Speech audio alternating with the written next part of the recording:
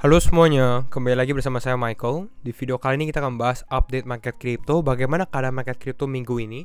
Kita akan lihat beberapa berita makro juga yang harus kita perhatikan, dan secara arah market crypto itu bakal bagaimana gitu ya. Ini akan cukup menarik. Kembali lagi disclaimer on and do your own research, karena nanti kita akan juga menganalisa secara teknikal ya untuk Bitcoin maupun trend market crypto. Tanpa berlama-lama, kita akan langsung masuk aja ke dalam videonya. Dan kalau misalnya teman-teman suka video ini, jangan lupa untuk share videonya, like ataupun subscribe ya.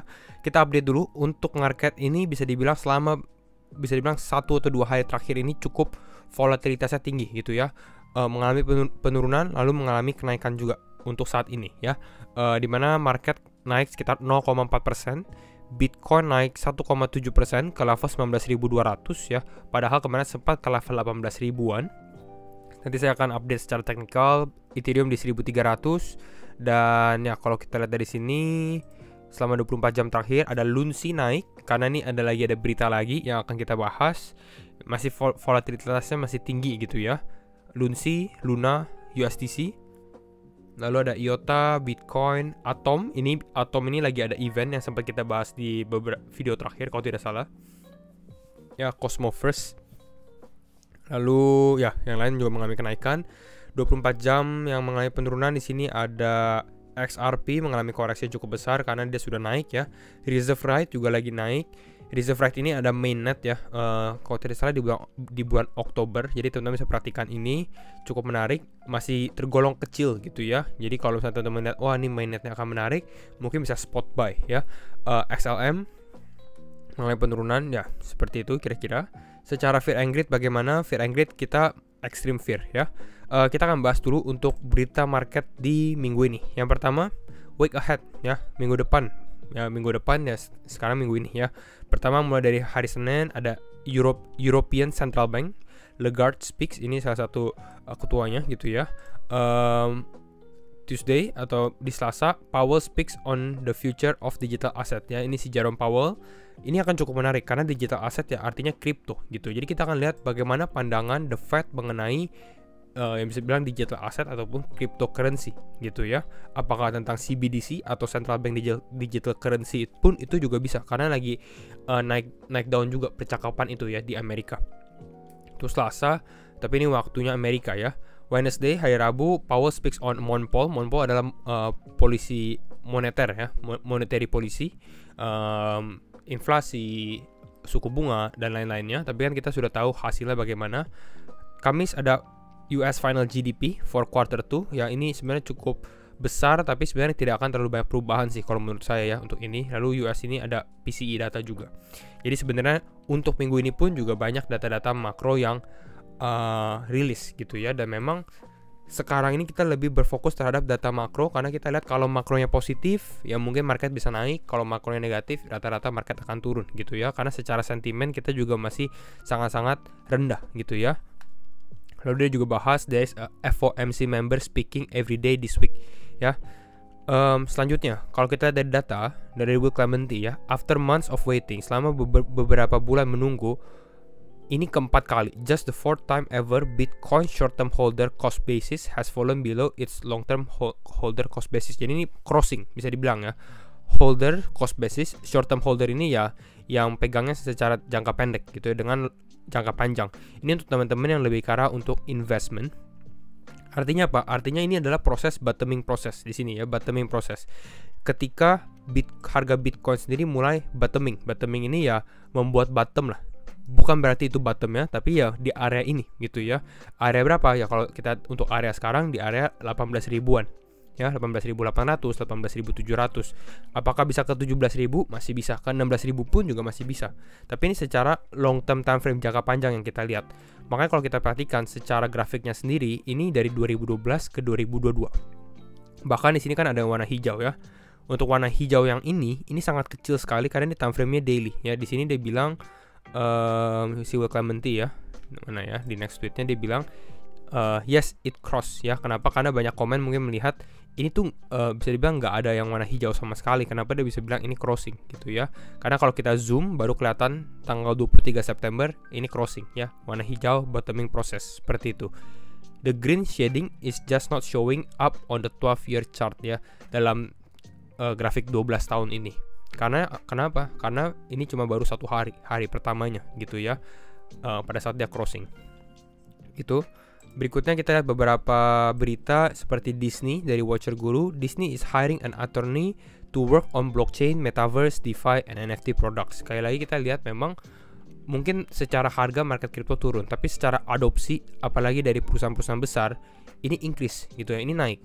Jadi kalau teman-teman perhatikan nanti bull market ya, kita nggak tahu bull market kapan terjadi, apakah akan setelah halving proses di 2024, mungkin bisa kalau berdasarkan sejarah ya, history. Dan yang menariknya adalah banyak perusahaan yang sudah adopt ya NFT, metaverse dan lain-lain. Lalu mungkin boomingnya ini akan lebih besar dari yang kita perkirakan ya, gitu. Lalu kita tadi membahas Lunsi sedikit, di mana Binance baru saja bilang confirms a burn mechanism on all Lunsi spot and margin trading. Ya, jadi kemarin Binance ini memang ada announcement ya, jadi dia tidak masukkan yang untuk burning mechanism-nya, tapi banyak komplain dan lain-lain. Alhasil untuk saat ini dia udah confirm. Jadi setiap Lunsi ini akan dikenakan tax ya, atau burn mechanism-nya 1,2% ini. Makanya naik, kita bisa lihat alhasil dia mengalami kenaikan 37%, ini naik kembali gitu ya. Kalau teman-teman tanya apakah naiknya ini sustain atau akan bertahan, sebenarnya agak susah dibahas ini ya. Ini karena beritanya cuma dari sini doang, dari Binance, bukan secara update fundamentalnya. Jadi kalau dia mengalami penurunan lagi ya masih bisa gitu ya. Ini untuk Lunsi, Luna, dan USDC yang makanya mereka mengalami kenaikan. Selanjutnya kita lihat ini lebih secara mindset ya, dari Root to FI, di mana we all got the low crypto prices we wanted, but now that they're here, no one wants to buy anymore. Ya, artinya apa? Artinya sekarang harga kripto bisa dibilang lebih rendah daripada ya beberapa bulan lalu gitu ya, atau tahun lalu. Yang biasanya kalau di tahun lalu teman-teman lihat, mungkin teman-teman lihat, wah coba harganya segini. Istilah seperti itu. Jadi kalau kita lihat untuk investment time frame, ya mungkin ini teman-teman bisa mulai mencicil atau dollar cost averaging. Kembali lagi sesuai money management teman-teman dan juga risk managementnya juga gitu ya. Lebih baik kalau misalnya untuk invest itu yang di spot market ya. Dan pilih kripto tergantung profil resiko masing-masing. Mau yang big seperti Bitcoin, Ethereum, ataupun yang kecil-kecil itu tergantung teman-teman ya. Seperti itu. Sekarang kita masuk langsung aja ke analisa teknikal. Kembali lagi disclaimer on and do your own research, karena setiap keputusan tetap di tangan teman-teman. Saya akan bahas di time frame 4 jam dulu. Kalau di 4 jam ini kelihatan Bitcoin ini cukup volatile. Kemarin sempat mau breakout, kalau teman-teman lihat dari sini. Kalau kita naikin seperti ini sempat dia seperti mau mengalami breakout ya. Nah, tapi yang terjadi adalah Bitcoin mengalami penurunan yang memang cukup dalam ya. Kalau di sini sempat ke level 18.600 ya, 18.600. Sekarang kita balikan lagi ke sini, tapi ini pada saat US market open ya, secara market saham Amerika open, di sini dia cukup mengalami penguatan, bahkan sekarang di level 19.200 ya. Secara volume time frame 4 jam ini belum berakhir, tapi secara volume ini langsung mengalami kenaikan. Kalau teman-teman lihat dari grafik 1 jam ini, bisa kita bandingkan secara volumenya ya. Kalau kita lihat dari sini, di sini volumenya low ya, lalu ini pada saat naik volumenya tinggi. Dan memang secara sentimen untuk saat ini ya sangat-sangat bearish ya. Banyak orang yang takut untuk beli kripto sekarang. Kenapa? Karena takut mengalami penurunan lagi gitu. Dan biasanya memang pada saat ini ya market bisa naik ya, karena biasanya itu keterbalikannya. Di saat orang takut, orang fearful, market justru mengalami kenaikan yang luar biasa, membuat orang FOMO gitu ya. Lalu sekarang bagaimana analisa berikutnya? Kalau saya lihat kenaikan ini mungkin masih bisa terjadi karena belum ada resisten besar yang sebenarnya di level ini gitu ya. Resisten kalau saya lihat possible rejection ya, atau rejection, penolakan, ini mungkin targetnya adalah di kisaran level 19.400-an gitu. Jadi ya ini seperti yang kita masih analisa untuk market, mungkin kenaikan ke level 19.400 atau mungkin push ke level 19.500 di daerah ini. Nah, sampai di daerah ini bagaimana? Ini kan daerah yang cukup krusial juga kalau kita lihat secara short term time frame-nya. Di sini ada seperti resisten, konsolidasi, di sini ada resisten, di sini ada resisten, di sini ada resisten, seperti itu ya. Jadi kalau dia naik ke atas ini, mungkin ada possible untuk rejeksi sendiri gitu ya. Dan mungkin jadi teman-teman jangan FOMO dulu. Jadi jangan beli saat ini lalu dia naik. Kalau dia breakout dan cukup kuat lagi ya, mungkin kita bisa lihat market ini mungkin benar-benar akan coba untuk naik ketika dia break level 20.000 ya sebenarnya ya, karena ini angka psikologi, karena ada potensi dia sedikit naik dan mungkin bisa testing ke area selanjutnya gitu ya. Jadi naiknya lebih tinggi lagi dari yang diperkirakan. Ini di daerah kisaran level 19.700-an. Jadi ada dua level yang kita perhatikan, 19.400, 19.500. Selanjutnya itu di kisaran level 19.700-an. Ya, kenapa di dua level area ini? Karena kalau kita perhatikan secara time frame 4 jam,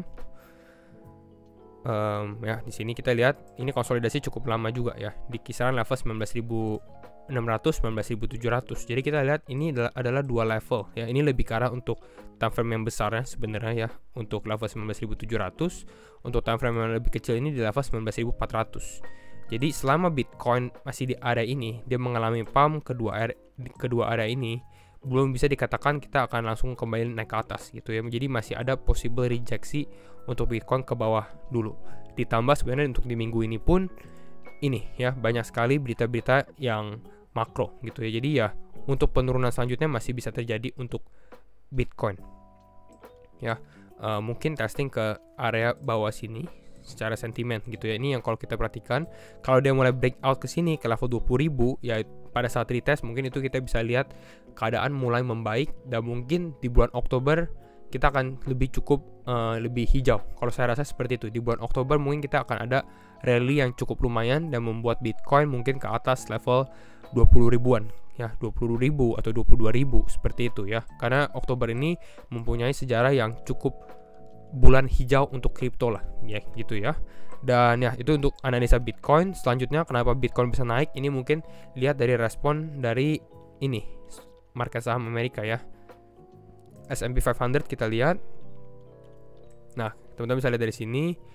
Untuk kita lihat di sini aja di time frame 4 jam ya, ini ada bounce ya. Jadi bisa dibilang ini supportnya masih tertahan. Jadi artinya mungkin diperkirakan seperti kita membentuk double bottom ya. Apakah saya kira double bottom ini akan terjadi? Kecil sih, saya lebih melihat potensi sebenarnya untuk dia breakdown, tapi ada possible dia naik dulu beberapa hari lalu mengalami breakdown selanjutnya seperti ini ya. Kalau kita lihat untuk perkiraan XPX, karena secara makro pun ya kembali lagi ini masih negatif ya, dan ini masih sesuai dengan outlook yang kita bahas ya, dimana Bitcoin ada kenaikan dulu baru mungkin nanti akan ada penurunan tambahan seperti itu ya. Lalu ditambah sebenarnya dari USDT dominance. Nah, kalau kita dari USDT dominance ini kelihatan USDT dominance kembali lagi mengalami penurunan di sini ya. Tapi saya lihat sebenarnya level resistance to USDT dominance itu masih berada di atas level ini, di kisaran level 7,9%, 7,8%. Jadi mungkin yang terjadi ini hanyalah penurunan sementara, dia pullback gitu ya. Baru dia akan coba testing lagi ke area ini ya. Di sini market akan cukup panik, baru ini USDT dominance-nya mengalami penurunan lagi gitu ya. Kalau teman-teman yang belum familiar apa sih itu USDT dominance, intinya ini adalah market stablecoin ya, khususnya untuk USDT aja. Di saat USDT dominance-nya naik, artinya lebih banyak orang-orang yang memegang stablecoin di dalam market ya. Stablecoin itu apa? Stablecoin itu yang untuk misalnya untuk membeli kripto lah gitu ya. Jadi kalau misalnya USDT dominance-nya naik ya, artinya market ini lebih ke arah negatif gitu ya.